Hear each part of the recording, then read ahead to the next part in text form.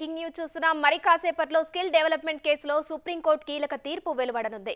చంద్రబాబు దాఖలు చేసిన quash petition పై సర్వోన్నత న్యాయస్థానం ఇవ్వనున్న తీర్పుపై ఉత్కంఠ నెలకొంది.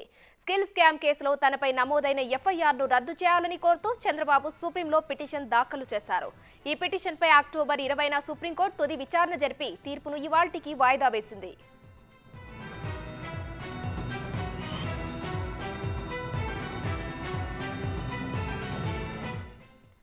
స్కిల్ స్కామ్ కేసులో చంద్రబాబు అరెస్ట్ అయ్యారు. 52 రోజుల పాటు రాజమండ్రి సెంట్రల్ జైల్లో రిమాండ్ ఖైదీగా ఉన్నారు. ఆ తర్వాత చంద్రబాబుపై సిఐడి పలు కేసులు నమోదు చేసింది. అయితే తన కేసుల విషయంలో సిఐడి నిబంధనలు పాటించలేదని చంద్రబాబు క్వాష్ పిటిషన్ వేశారు.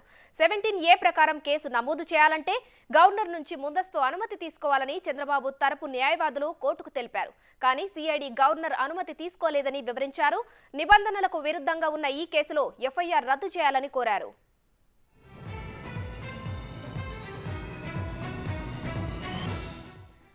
అయితే సిఐడి వాదనలు మాత్రం మరోలా ఉన్నాయి. 2021 సెప్టెంబర్ 3న జారీ అయిన సర్క్యులర్ ప్రకారం గవర్నర్ అనుమతి తీసుకోవాలని సిఐడి చెబుతోంది.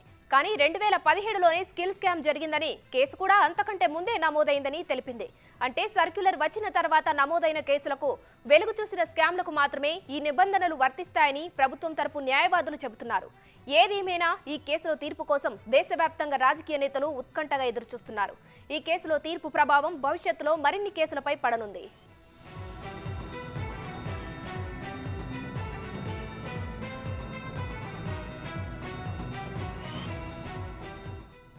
చంద్రబాబుపై నమోదైన స్కిల్ స్కామ్ కేసుకు సంబంధించి ఇవాళ తీర్పు వెళ్లనుంది సుప్రీంకోర్టులో. దీనికి సంబంధించి ఫుల్ డీటెయిల్స్ మా ప్రతినిధి విజయవాడ శివ లైవ్ లో అందిస్తారు. శివ, చెప్పండి, ఇవాళ చంద్రబాబుపై నమోదైనటువంటి స్కిల్ స్కామ్ కేసుకు సంబంధించి తీర్పు వెలువడనుంది సుప్రీంకోర్టులో. దీనిపై అప్డేట్స్ ఏంటి? మొత్తం మీద చూసుకుంటే చంద్రబాబుకు సంబంధించి కూడా ఏపీ స్కిల్ డెవలప్మెంట్ స్కామ్ దాదాపుగా 330 కోట్ల రూపాయలకు సంబంధించి స్కామ్ చేశారు. ఎటువంటి కంప్యూటర్లో ఉద్యోగాలు లేకుండా తెలుగుదేశం పార్టీ సూట్ కేసు కంపెనీలు పెట్టి చంద్రబాబు నేతృత్వంలో ఈ అక్రమాలకు పాల్పడ్డారని చెప్పి కూడా ఏపీ సిఐడికి సంబంధించి స్కిల్ డెవలప్మెంట్ స్కామ్ని 2019లో కేసు నమోదు చేసిన పరిస్థితి కనిపిస్తుంది.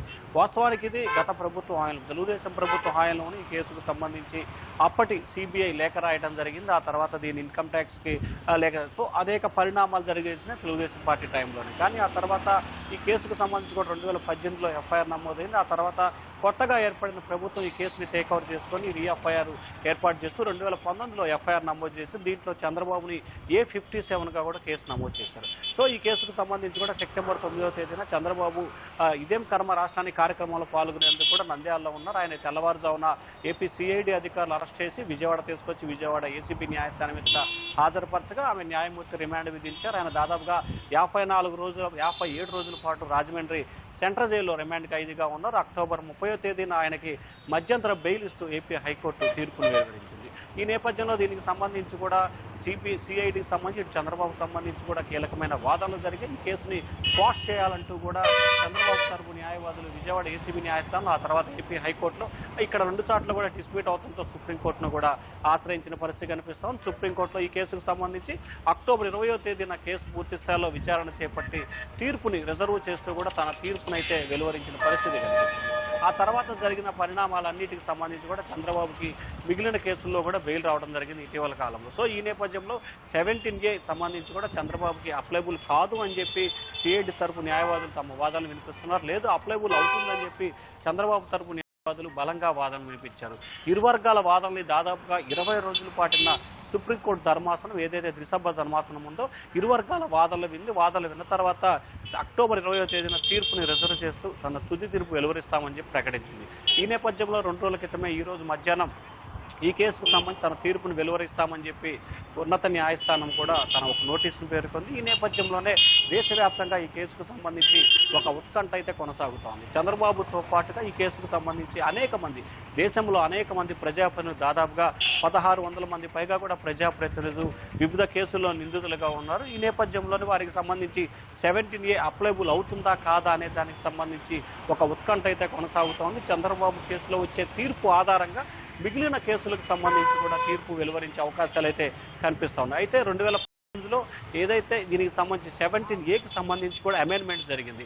సో 2018లో అమెండ్మెంట్ జరిగిన తర్వాత 2020 సంబంధించి అప్పటి సర్కారు కూడా దీన్ని పూర్తి స్థాయిలో ఒక నోటిఫికేషన్ రాజముద్ర వేస్తూ కూడా ఒక నిర్ణయం తీసుకుంది. సో ఈ నేపథ్యంలో అప్పటి నుంచి కూడా వచ్చిన కేసులన్నిటికీ కూడా 17A అప్లైబుల్ అవుతుందనేది సిఐడి వాదనగా కనిపిస్తుంది. కానీ చంద్రబాబు తరపు న్యాయవాదులకు సంబంధించి లేదు, ఏదైతే 2018లోనే ఈ కేసుకు సంబంధించి అమెండ్మెంట్ జరిగింది, 2019లో కొత్త ప్రభుత్వం దీన్ని ఎఫ్ఐఆర్ నమోదు చేసింది కాబట్టి ఖచ్చితంగా ఎప్పుడైతే అమెండ్మెంట్ జరుగుతుందో ఈ కేసుకు సంబంధించి ఆనాటి నుంచే దీనికి సంబంధించిన సెక్షన్స్ విధి విధానాలు అమలవుతాయని చెప్పి కూడా చంద్రబాబు తరపు న్యాయవాదులు అయితే చాలా బలంగా వినిపించారు. సో ఈ నేపథ్యంలో ఈ కేసుకు సంబంధించి 17A అప్లైబుల్ అవుతుందని చెప్పి సుప్రీం ధర్మాసనం తన తీర్పును వెలువరిస్తుందా, లేకపోతే దీనికి సంబంధించి ఇంకో రకమైన నిర్ణయం ఏమైనా తీసుకుంటుందా, లేకపోతే 17Aకి సంబంధించి ఇంకా వివిధ సందర్భాల కేసులకు సంబంధించి పెండింగ్లో ఉన్న నేపథ్యంలో 17Aకి సంబంధించి తాము ఎటువంటి తీర్పు వెలువరించలేము, దీన్ని మాత్రం రిజర్వ్ చేస్తాము, ఖచ్చితంగా చంద్రబాబు కేసుకు సంబంధించి కానీ లేకపోతే మధ్యంతర బెయిల్ కానీ తదితర అంశాలని ఇవ్వాలని చెప్పి సుప్రీంకోర్టు డైరెక్షన్ చేస్తుందా, లేకపోతే 17A వర్తించదా అనే దానికి సంబంధించి అయితే ఉత్కంఠ కొనసాగుతోంది. ఒకటి వర్తిస్తుందా లేదా అనేది, స్పష్టమైన తీర్పు వెలువరిస్తుందా లేదా అనేది కూడా కొంత ఉత్కంఠ కొనసాగుతోంది. ఎందుకంటే ఒక చంద్రబాబు కేసుకు సంబంధించి కదా గతంలో ఉన్న చాలా మంది రాజకీయ నాయకులు, భవిష్యత్తులో కూడా కొంతమంది రాజకీయ నాయకులపై కొన్ని కేసులు నమోదు చేసే అవకాశం ఉన్న నేపథ్యంలో సో ఏ విధంగా సుప్రీంకోర్టు పోతుందనే ఉత్కంఠ అయితే మాత్రం ముఖ్యంగా తెలుగు రాష్ట్రాలతో పాటు దేశవ్యాప్తంగా కూడా చాలా ఉత్కంఠగా ఎదురు చూస్తూ ఉన్నారు రాధిక. శివ, అలాగే ఏదైతే చంద్రబాబు అరెస్టు సమయంలో గవర్నర్ అనుమతి తీసుకోలేదని ఇటు టీడీపీ నేతలు అంటున్నారు. అలాగే అటువైపు చూస్తే ఇది 2021లోనే నమోదైన కేసు కాబట్టి దీనికి సంబంధించి గవర్నర్ అనుమతి లేదని ఇటు సిఐడి తరపు కూడా వాదిస్తున్నారు. మరి దీనిపై అప్డేట్స్ ఏంటి? ప్రధానంగా చూసుకుంటే రాజుకి ఇక్కడ మనం ఒక అంశాన్ని గమనించాలి. ఏదైతే సిఐడి నమోదు చేసిన ఎఫ్ఐఆర్కి సంబంధించి 2018, 2019 మధ్యలోనే ఈ కేసుకు సంబంధించి ఎఫ్ఐఆర్ నమోదు చేయడం జరిగింది. ఏదైతే వైసీపీ సర్కార్ కొత్తగా వచ్చిన తర్వాతనే 2019లో ఈ కేసుని కూడా రిజిస్టర్ చేయడం జరిగింది. దాంట్లో చంద్రబాబుని A57గా ఉన్న పరిస్థితి కనిపిస్తూ ఉంది. అయితే ఈ కేసుకు సంబంధించి 2018, 19లో 17A అప్లైబుల్ అంటే అమెండ్మెంట్ జరిగింది కాబట్టి అమెండ్మెంట్ జరిగిన తర్వాత 2021లో ఈ కేసులో చంద్రబాబుని చేర్చారు అనేది ప్రధానంగా ఇక్కడ చెప్తున్న ఆరోపణ. అయితే చంద్రబాబు నిందితులను వరుసగా చేర్చుకుంటూ వస్తారు. కానీ ఎఫ్ఐఆర్ ఎప్పుడైతే నమోదైందో ఎఫ్ఐఆర్ నమోదైన తేదీని మాత్రమే ఇటు సిఐడి కానీ ఇటు న్యాయస్థానం కానీ లేకపోతే ఇటు మిగిలిన వారందరూ కూడా ఆ తేదీనే కౌంట్ చేసుకునే అవకాశం కనిపిస్తోంది.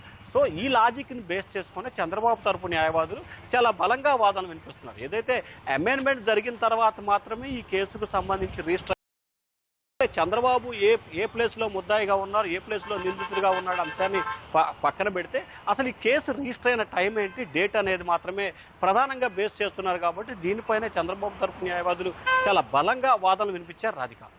Right, thank you Shiva.